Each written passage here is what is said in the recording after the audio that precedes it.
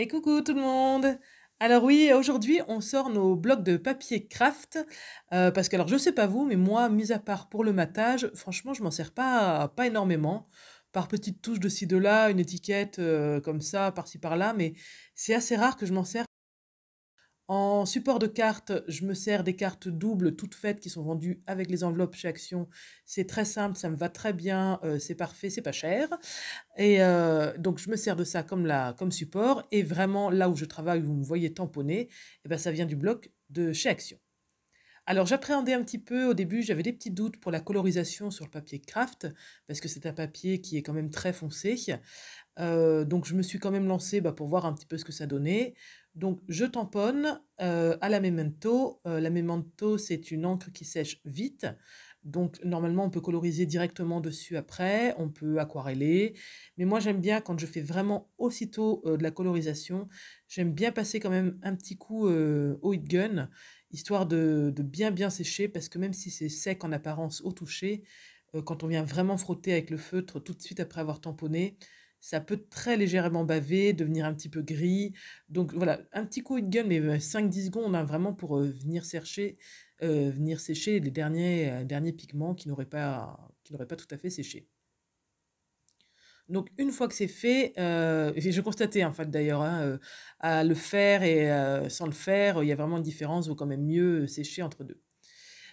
Donc une fois que donc c'est fait, je me mets à la colorisation. Donc comme je vous ai disais, j'avais quelques doutes quand même. Donc j'ai choisi des feutres, les plus colorés que j'ai eus, hein, j'ai pas pris les couleurs pastel parce que sinon avec le marron, ça ne serait pas ressorti. J'ai hésité un petit peu à mettre un petit peu de gesso, sous, ma colorisation, mais franchement, j'avais pas envie. J'avais la flemme, voilà.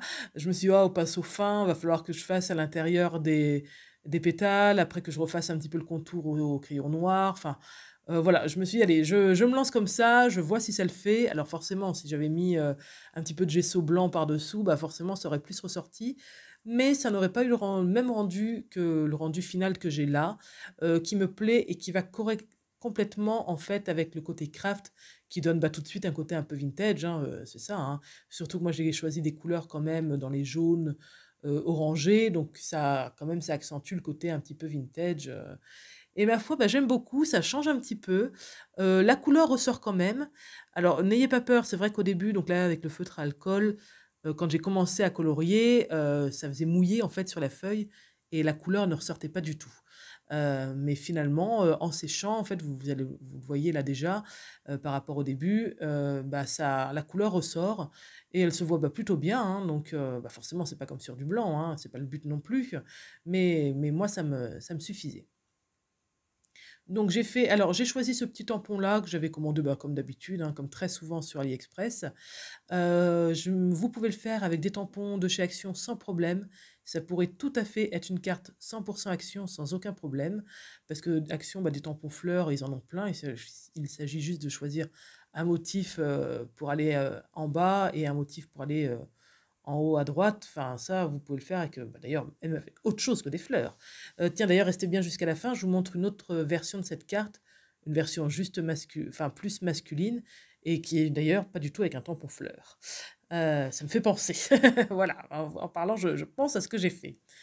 Il a simplement fallu que je fasse attention parce que le papier avait tendance à boire l'encre et à très, très, très légèrement baver. Mais, voilà, rien de je fais juste attention de pas trop, venir me rapprocher des bords, du tamponnage. Mais là, vous voyez, quand je pulvérise mes petites gouttes, bah, j'essuie tout de suite parce que sinon, voilà, ça aurait filé un petit peu. Mais voilà, c'était tout à fait gérable. Donc vous m'avez vu, coloriser mes petites étiquettes. Je les ai coupées forcément et je ne jette pas la partie qui me reste. Je vais m'en servir.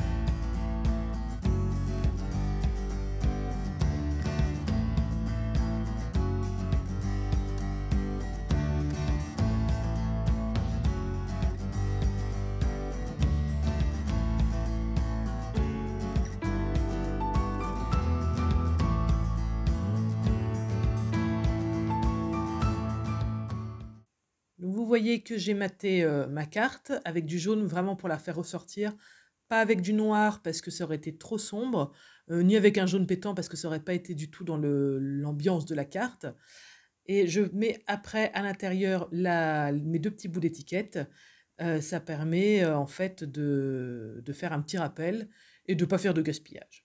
Vous voyez ma carte plus masculine, absolument sur le même processus et voilà, bah, écoutez, je vous remercie de m'avoir suivi, bonne réalisation, à très bientôt, bye bye.